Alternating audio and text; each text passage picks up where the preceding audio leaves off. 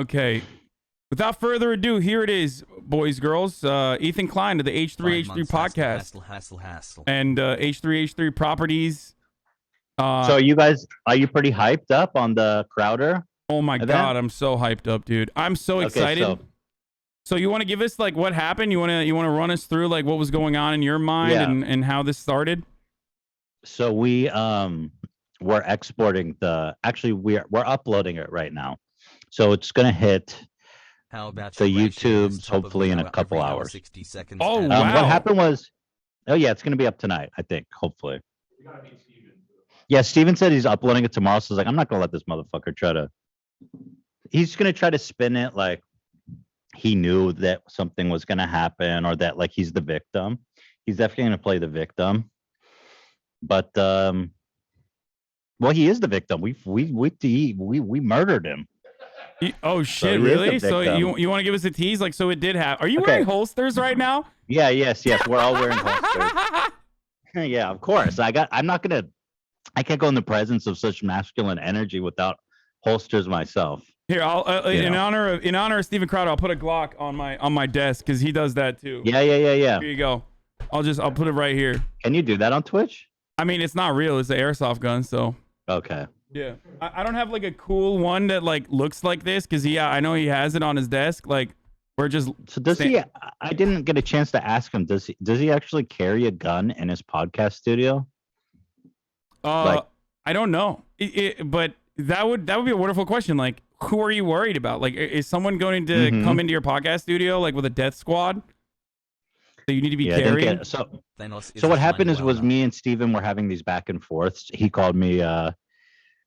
He said that the clip of me talking about something about I want everyone to get vaccinated. That's obviously something that I'm interested in as a sane, rational human being. Yeah, you're a libtard, a pussy. That's why. Yes. Yeah, I'm a giant pussy that got vaccinated and don't want to kill people as a result of not being vaccinated. And so he called the clip of me talking about saying something like you can trust scientists, it's okay.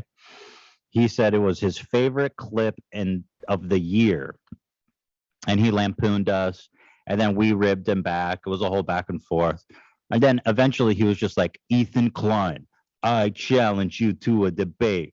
This is the only time I will ever challenge you, and I'll never talk about you again.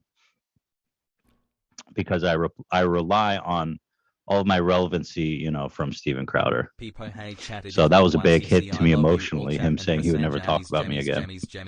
But anyway, we thought it was so rich that he was willing to debate me, someone who is not a political minded person, somebody who is not a debater, and someone who, let's be honest, is not even that smart. And so we brought up we thought, like, let's debate this guy, and let's get someone who actually is all those things that I'm not.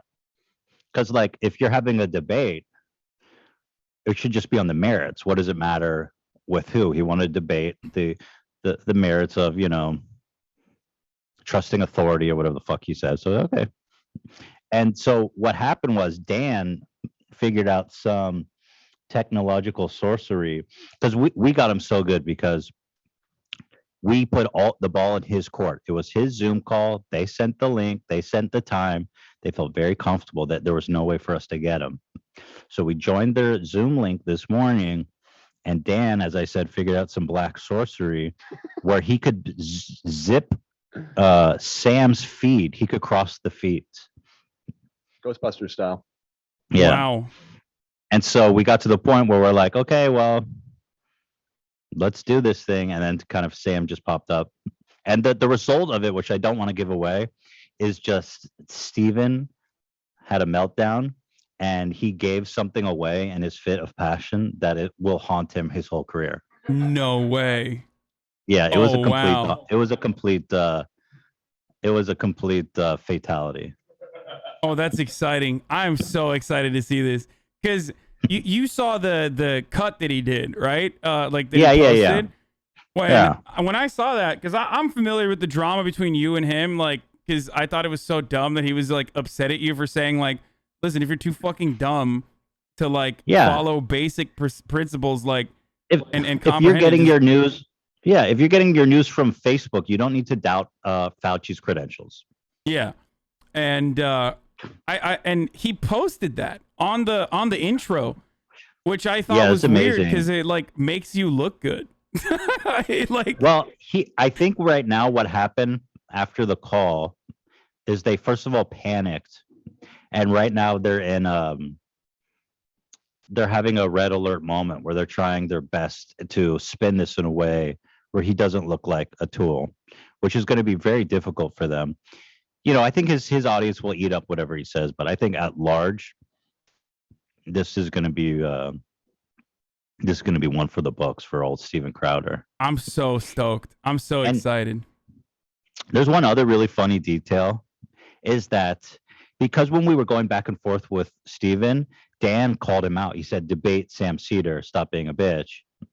And so we knew that was on his radar a little bit. And so we were actually scheduled to have this debate last Monday. And what happened was Sam ended his show early for this little ruse we were pulling on him. And last minute, right when Sam ends his show, Crowder has a family emergency. Now, I don't know if there was a family emergency or not. The timing was coincidental. But then when you think about it, so fast forward to this week, we scheduled again for this week. And what we did this time is we had Sam pre-record his show and broadcast it live so that Crowder thought Sam was live. So we call in at 12, right when Sam's show starts, and we're doing a sound test. Crowder is conspicuously not at his desk. But so now we're doing the sound test, Crowder's at a screen. Then all of a sudden, when Sam's show goes live with this pre-record, Crowder comes into the frame and says hi. Now, what happens next? What happens next will be the best thing. It will be the best thing ever. Well, I saw bits and pieces of it. He was like, oh, I knew this was gonna happen. Oh, like he was just like being sarcastic, but it seems like he seemed very frazzled and he put the camera, he wouldn't even put the camera on him at first. Once Sam came out, and I was like, put the camera on you. Don't be a coward. Don't be a coward. But you could tell that it was just sheer pandemonium in the studio. He was telling his dad, cut the feed, telling people to get him spot. You know, it couldn't have come out better, honestly. I wasn't sure how it was going to come out. It really couldn't have come out any better. I mean, he's an intellectual giant. He destroys college freshmen in the marketplace of ideas by using like think tank backed messaging. Like he uses the dialogue tree very well. So I thought maybe he could effectively use that on Sam Seder as well. I'm surprised that he wasn't more confident in his dialogue tree against someone like Sam Seder. Well, we tried to foster a conversation between them, because Crowder had expressed that he was very eager to have a conversation. And we thought, well, what's the difference if it's me or Sam? You want to have this conversation? Let's do it. But he was very opposed to talking to Sam. But the good thing is we had there was just a lot of yelling and freaking out for, I would say, a good 15 minutes, right, Dan? It felt like 15 minutes because it was just so brutal. Juicy, bro. It was maybe what I really expected was Crowder just to hang up, but he did not hang up. He fought. He That's flailed, awesome. I'll say. That's awesome. And there's, like I said, he in the heat of the moment, he says something that he will forever regret. Oh, that makes me so excited. That makes me so excited, dude. I'm excited. I'm very stoked. I mean, you're gonna get a lot of hatred from the right for this. I'm just letting you know. Like Tim Pool Tim Pool's already tweeted about it, saying you're a drama baiter. Like this is all you do is drama. But if you check that tweet, It was under someone's tweet, right? It had 2 likes and 120 responses. Yeah, no, this is something that a lot of people on the internet have been waiting for a long time, because like these intellectual giants, the intellectual giants such as, Steven Crowder and Ben Shabibo, they make all of their money by looking as though they are always open for debates, and then they rarely ever want to debate anyone who is like capable. Go ahead. I was talking backstage with the guys that I will say in Tim Pool's defense that he actually does debate with these guys, which I will say is more respectable than these other guys who just dodge. But yeah, he's also. I'm perfectly happy being hated by them. I want to be hated by the people that. I want to be hated by the people that I should be hated by.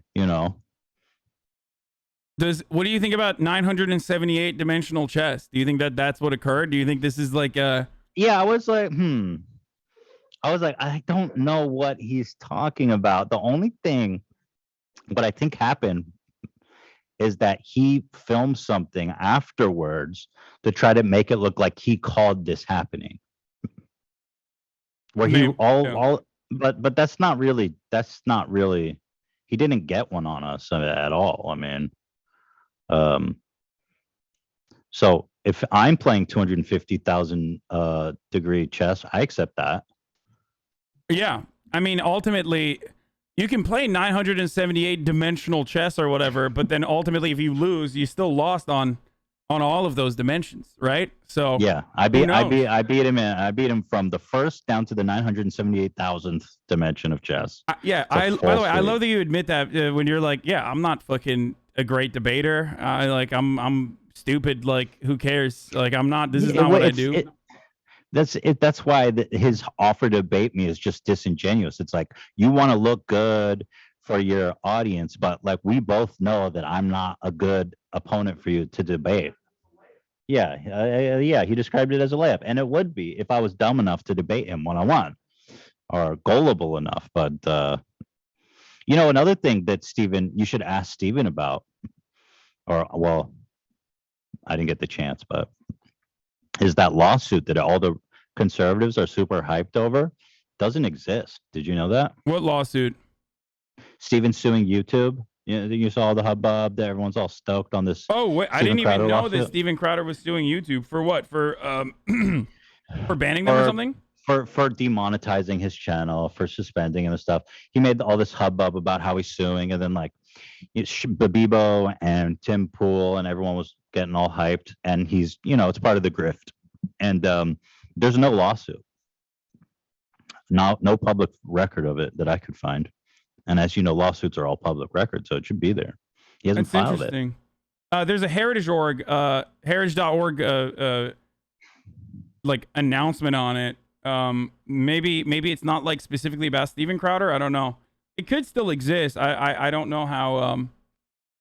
I don't know why they wouldn't do that. This is their bread and butter, to be honest. Like, so I wouldn't be surprised if there is one that comes out eventually. But I also would not be surprised if there is no lawsuit, because conservatives are great at these sorts of grifts. Like, I mean, you remember the fucking wall thing, like where there was that veteran guy who was like trying to personally fund building the wall, which would have been, they stole all the money. Yeah, exactly. I mean, this is that was the greatest. This is something that they do regularly, so this is their bread and butter. So I wouldn't be surprised.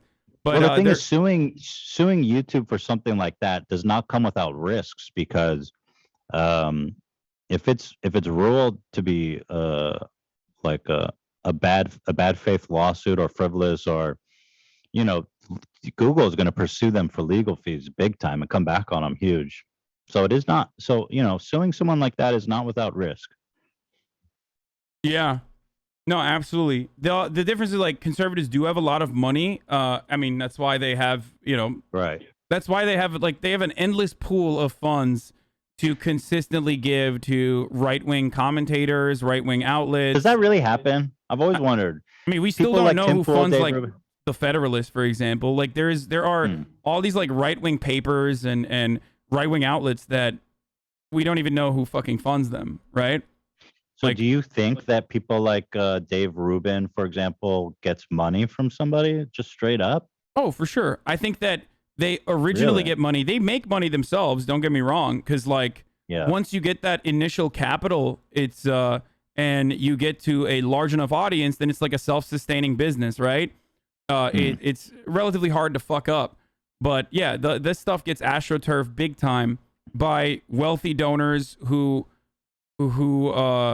absolutely see the use in funding right-wing commentators and a network of right-wing commentators. Yeah. We Like- need some of that George Soros money, bro. Yeah, I know. There is like, I mean, look, the liberal side of things also has like a fuckload of funds too. I mean, for the most part, I think media is like fairly liberal. Mainstream media is fairly liberal in the way that we understand it, even though they are liberal is still super center right on a lot of issues.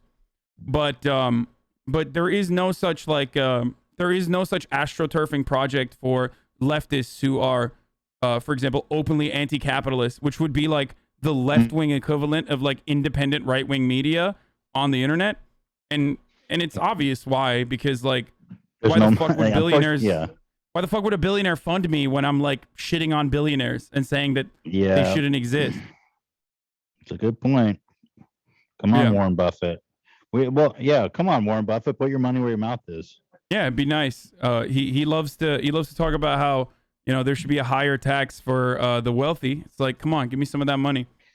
Yo, that motherfucker, I gotta say, Warren Buffett, I always like thought, oh, he's a cool dude. He says it like it is. He's donating all of his money. But like this report came out from what's the name of the paper, Dan? Where ProRepublica, where it's where there's like these motherfuckers are not paying any income. And then I listened to like the Daily did a podcast about it. And when I found out this is what people like Warren Buffett and Bill Gates and Jeff Bezos do, they don't liquidize their stocks. They just take out loans. Of course. Yeah. And I was like, motherfucker, you're gonna talk about higher tax rate and while taking out loans so he doesn't have to fucking pay taxes. It's like, dude, that's dog shit.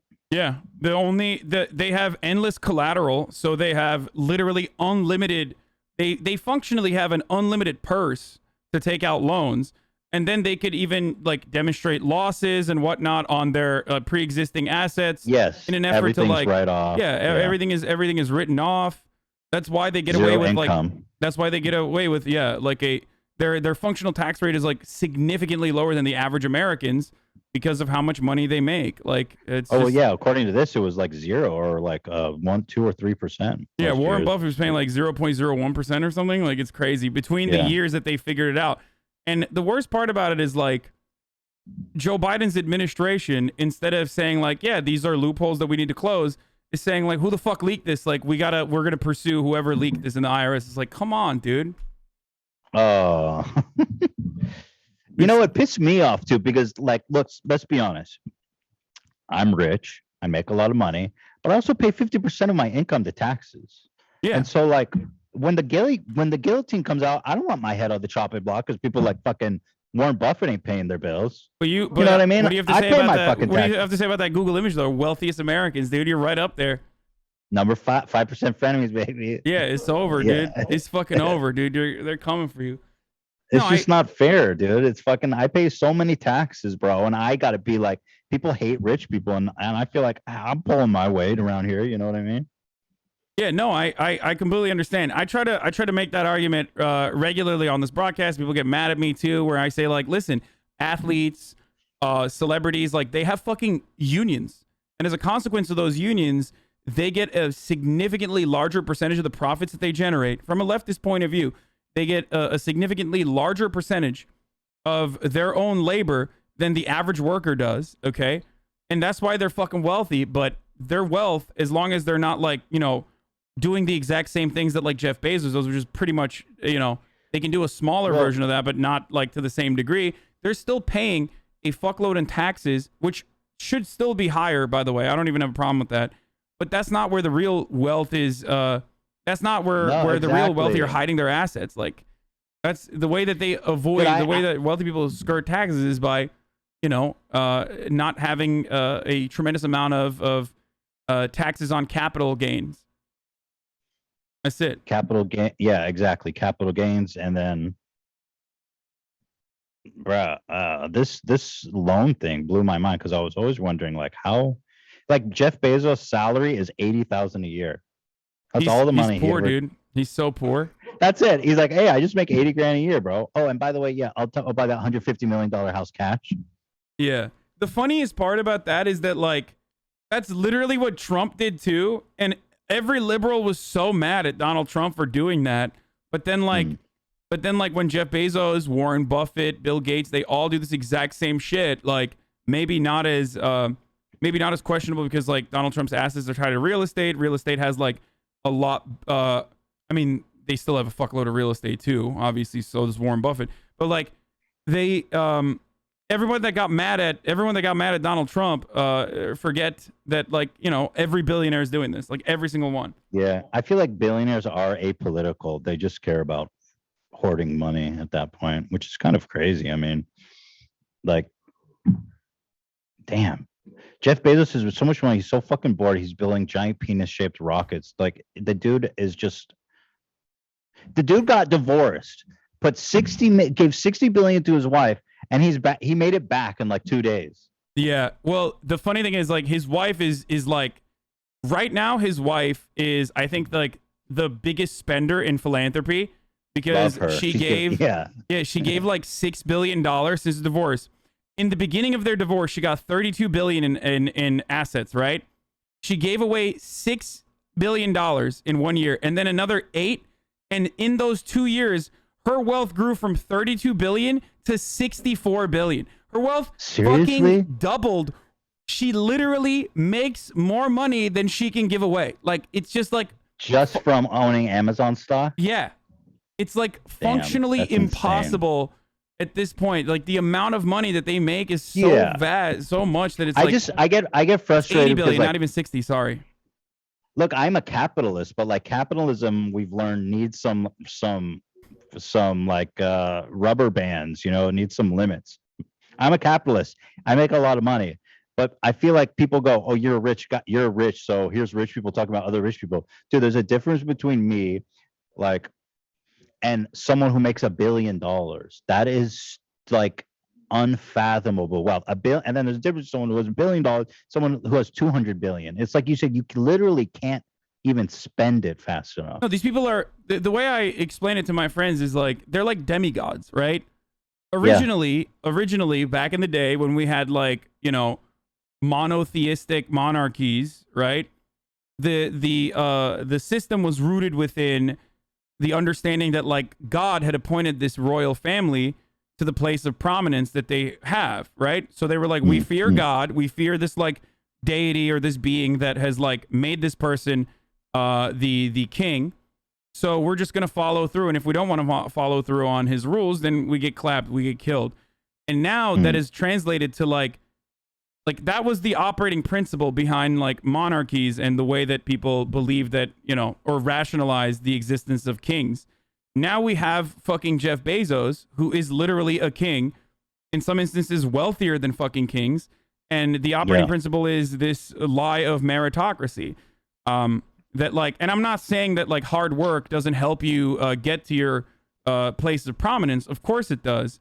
But ultimately, like, you know, it's not just hard work. Like this notion that the Oklahoma teacher who makes like 30 grand a fucking year, who has to do Uber on the side, is not working hard is so stupid.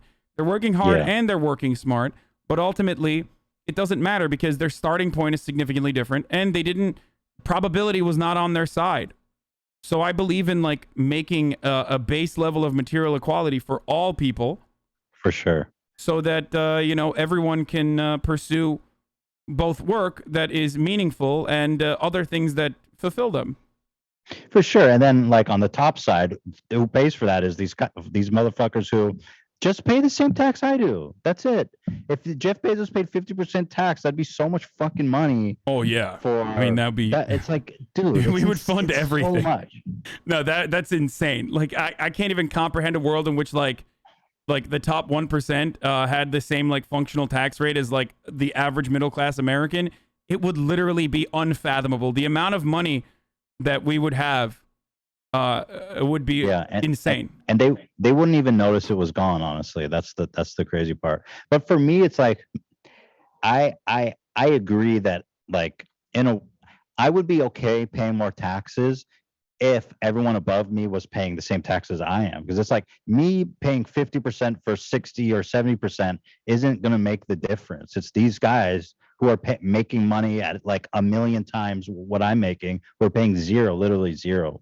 And it's like society is just becoming dysfunctional, which doesn't benefit them at all. It's like in their, that's what I don't get. It's like it's in their personal interests to make sure society functions and that it doesn't fucking people don't take out the guillotine, bro. People are about to chop his head off, man. Yeah, I mean, 57,000 people said that they signed a petition to not bring back Jeff Bezos' rocket to Earth or some shit. Like people are not too fond of him, you know.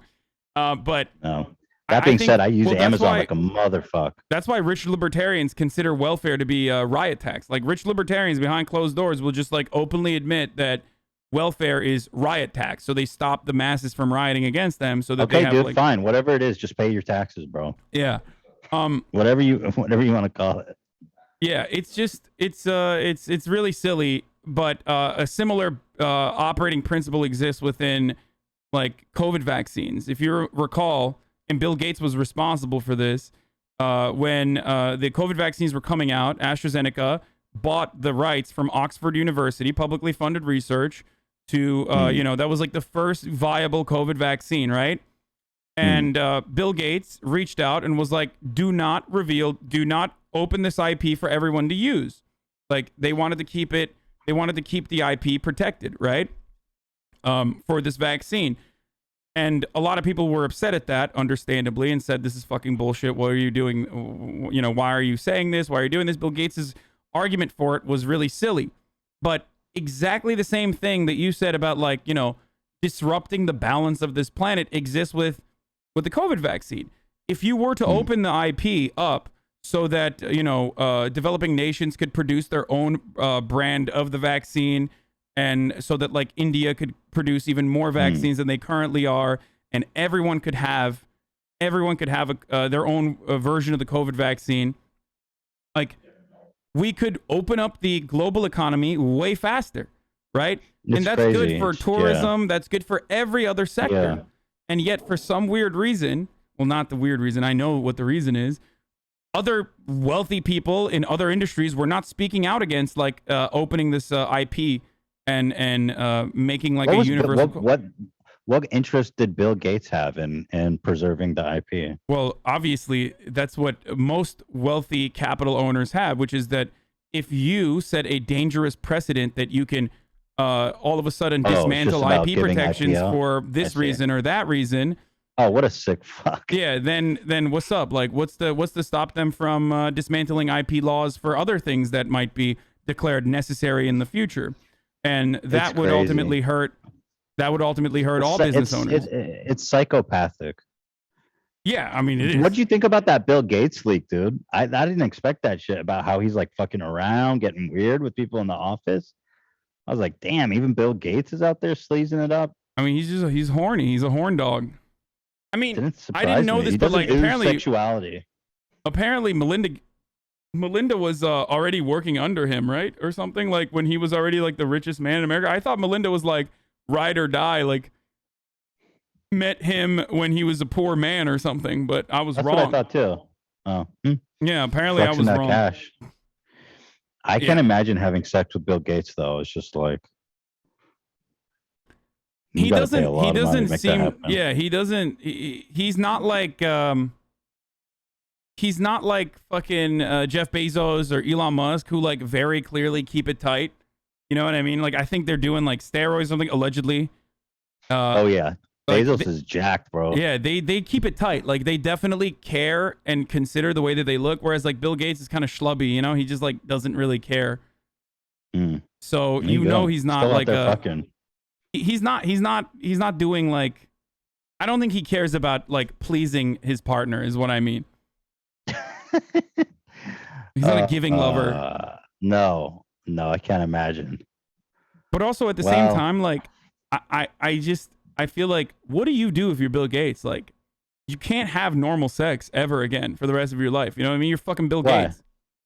Like, the ethical considerations there is always going to be there.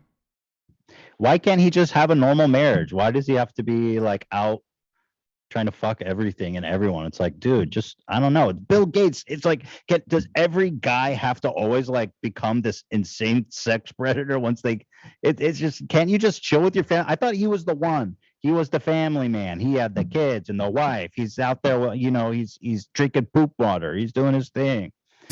Drinking poop water. Yeah, you seen that video? Yeah. It's just like, why did Bill Gates have to be the one to go around and start sexually harassing people? I just didn't see it coming, bro. I think it's just like they don't get it when they're younger and they don't develop into it properly. And they're like, you think the temptation is too much? Yeah, they're just like, you know, they're like sexually frustrated, repressed. So they turn around and they're like, well, now I'm a fucking billionaire. Like, I want to fuck, you know, I want to fuck but it's weird. Like, it's not like he was fucking models. Like, he was like trying to fuck like accountants and shit in Microsoft. Yeah. Like, what are you doing? Yeah. Like, well, I don't know. That other side is weird too, because like if you're trying to fuck models, then who do you go to? You go to, you know, Jeffrey Epstein, and we all know how that. Oh, brother. We all know how that turns out. Well, apparently he was him. So apparently the story is that his wife was concerned about his closeness with Epstein, right? Which is the reason why she got the divorce, and that fascinates me.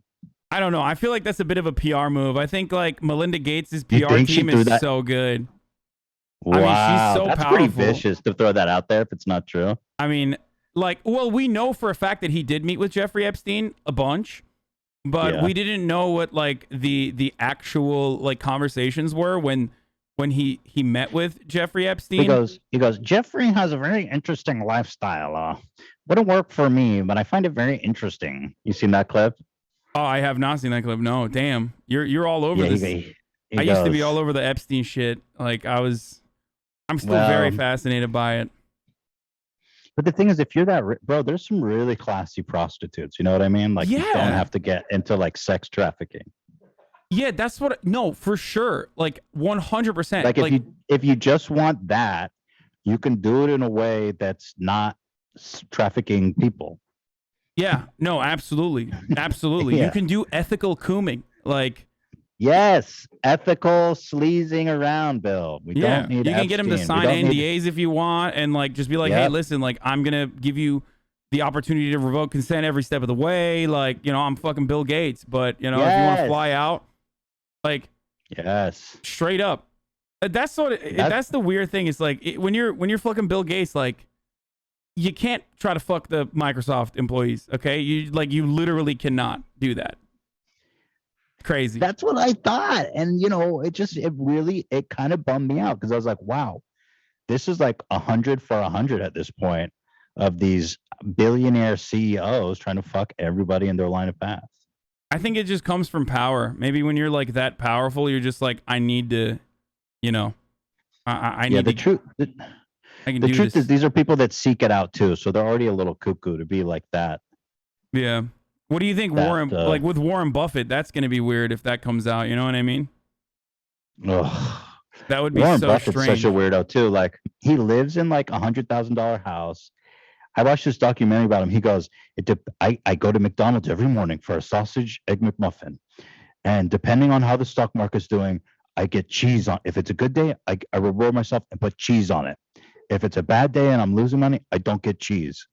I was like, bro, you need something. You need like. No, there's absolutely something wrong with him. That's significantly weirder than Richard Branson, who like has his own island and chills and shit. You know what I mean? It's like, out of all those billionaires, like at least Richard Branson is like, yeah, I'm fucking kind of good looking dude. I'm British, so I got that going for me. You know what I mean? Like, I'm just gonna fucking chill on my island with like naked ladies and stuff.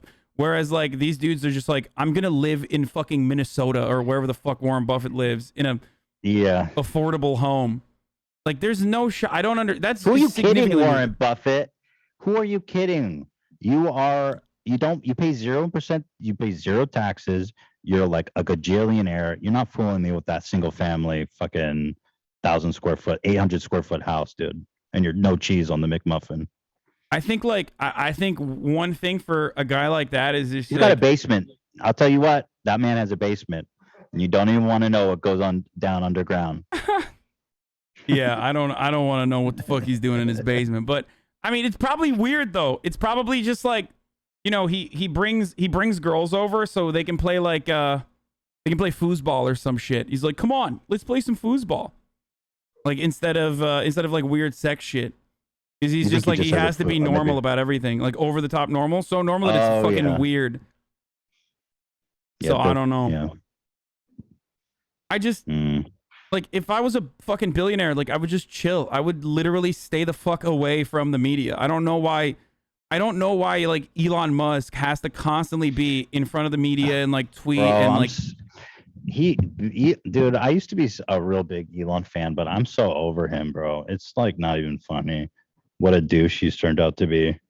And I think that what is that I really like his work, but I think he just got he started to love the attention. And once he started talking to the media more and more, because when I was first a big fan of him, he was real shy. And, you know, the only videos of him were doing presentations on Tesla.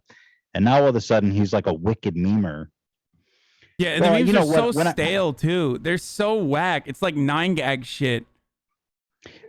You know, the thing that really made me turn on Elon was when he was like, everyone's panicking. COVID is nothing worse than the flu. It'll be gone by March. Oh yeah, that was real bad. Dude, and he still hasn't owned to doing that. It's like, maybe after getting that wrong, you should just shut the fuck up. Or when he called that fucking diver a pedophile. That was good. That was great. Yeah. And even when that happened, I was so team Elon. I was like, he's got to know something about that guy. Hey, at least you admit it. Like, but yeah, I think it got to his head that like he wanted admiration from like the worst people too. Like these are what, like, why do you care about what some fucking Redditor thinks about you, dude? You're like a multi-mega billionaire. Like, just chill, just do your thing, be normal. No, he has to be in the fucking forefront. He has to be in the forefront of the conversation and like have people care about him. My new favorite thing regarding Elon is all the people saying that they lost their life savings in Doge because of him. Oh Jesus, yeah. Didn't he tank Doge and say that he's no longer allowing Bitcoin and stuff? And like, how does that work? Because I feel like that space is very that space was like very pro Elon, right? Well, they were, but now they all hate him because he was hyping up crypto, specifically Bitcoin, and so it was like going up, and everyone's like, we love Elon. He was talking about Doge and all these knuckleheads with Doge, which is like, God, people get so mad at me. Doge is so dumb, you guys. It was made as a joke. It has no inherent value. If you are investing in Doge as a long-term investment, you will lose all of your money. It is literally just a Ponzi scheme. And if you invest in Doge, you are literally just betting on kicking the can down to the next idiot and hopefully selling it for more than they do. That's it. And that's kind of true of that's Doge, okay? I don't know. But he was hyping up Doge, doing all these memes, and Tesla did this thing where they bought like billions of dollars of Bitcoin for some reason as like an hold liquid, I don't know. And then all of a sudden he started going out and saying that crypto is not decentralized because it's run by China and China's mining all the crypto, and Tesla's no longer going to use crypto. And so all these people lost a shitload of money. So I think they all hate him now, all the crypto bros. Yeah. I mean, they would probably love him if he like pumped another one that they would like buy into early or some shit like that. But yeah, just like you said, it's all about not being the guy who ends up holding the bag in the end. And I think a lot of people did do that. It's just musical chairs with your money. And most of the people invested in crypto who are like playing the odds, they really don't know anything about crypto. They're just gambling. They don't know anything about like the purpose of it, the application of it. I mean, you can't really even use it anywhere except the new thing is like you can use Ethereum to buy NFTs, which is cool. But like Bitcoin, does anyone buy shit with Bitcoin? I mean, or you know what I mean? I mean, Doge. No, I'm not a big fan of I'm not a big crypto guy, and everybody yells at me for not knowing enough about crypto while still being critical of crypto, because it's like fucking having a conversation with flat earthers. You know what I mean? Like, not saying that crypto is as like ridiculous as flat Earth, but you know, you just need to know everything about flat Earth. Like, you need to know everything, every minute detail to be able to have a conversation about these subjects with these people. And it's like, dude, I'm not trying to invest this much time and effort into like learning about cryptocurrency. I'm sorry. Well, so I do think crypto is cool and great and can be a great investment, but the amount of people in it right now are just like gambling, looking for short-term games, super speculative. And there's a lot of shit coins too, like this one Safe Moon that came out that they call it the rug pull, where like and the same is true with Dogecoin, where like one person or a handful of people own like 70 to 90% of all the coins in circulation. And so the minute they sell everything, the rug pulls and everybody loses their money at the, you know, benefit of a handful of people who make out like bandits. So that's happening a lot in the crypto space right now too. It's just, I don't know. Yeah. All right. Well, I don't want to keep you any further. This was a lot of fun. I see you rocking a Teddy Fresh. When is my merchandise coming? We are putting together a package for you. Hell yeah. I want it to be perfect. I'm checking out your swag. I've been peeping your swag, and I think we'll put a good package for you. Yeah. Okay, I'm excited. That's my payment in Teddy Fresh gear to pump this Steven Crowder video, boys. Yes, baby. Yeah, to the moon. So stay tuned, everybody. This is coming out hopefully in a couple of hours. I'm actually super stoked. I'm legitimately very excited to watch this. Me too. I say this as like someone who doesn't even like I mean, I've done my fair share of debates. I still do them from time to time when it's like, you know, someone who's like big time and worthwhile to have a conversation with, because like, you know, it's fun. It's intellectual. It's pseudo intellectual sparring. It can be very entertaining, but you know, this is definitely one that I'm super stoked on. Like, I'm making a with you return. there. I mean, I'm not big on debate culture because usually it's just performative. Like Steven wanting to debate me, that's just stupid. So yeah, no, it's like. But it's in a way like similar to fucking. I mean, not saying that like Steven Crowder is like Floyd Mayweather in this circumstance, because he's not that great at debating either. But like, he's done the training to know what the talking points are. That's it. Let's say he's Greg Paul. No, that's not a good analogy either. I'm me, and he's someone that's actually trained at boxing. Yeah, basically. I mean, yeah, no, we thank you for your. For your Hasan. interesting way of getting this to happen. This was awesome. Seriously. It's happening. I can't wait to put it out there. You know, there's the one thing we're worried about is that we show before the debate like Steven's greatest hits about what a hateful bigot he is, and I'm afraid that that's gonna just showing the shit he said is gonna get our video demonetized, or demonetized. So we're running it by YouTube before we post it. Damn, look at you. Already in the ears of Susan Wojcicki. God, Keemstar was right, dude. Just to clarify, just to stop the conspiracy theories, YouTube has a program where you can have your videos pre-cleared by a partner. And and they say this will get you dinged, or this if you remove this part, then so it's a program. It's not just me. There's a bunch of people that do it. Yeah, no, I know. They're pretty good from time to time. Sometimes they miss the mark, but you know, I mean, on the whole, I think YouTube's compared to like Facebook or it's gotten a little bit better from, you know, back in like definitely. The Gamergate days though. Like, I mean, there used to be like straight up Nazis, like straight up Nazis. No, they've gotten a lot better, man. Just like doing Nazi propaganda for months on end, getting to like 100,000, 200,000, 300,000 subs, shit like that. No, they've gotten much better. YouTube is doing they're doing their best. I do believe that at the very least. All right, well, thanks for coming on, man. Thanks, dude. Nice chatting with you. Yeah, absolutely. We'll be waiting. We're very excited. We'll be waiting on the video to come out. Yep. All right, see you, dude. All right, peace. Bye.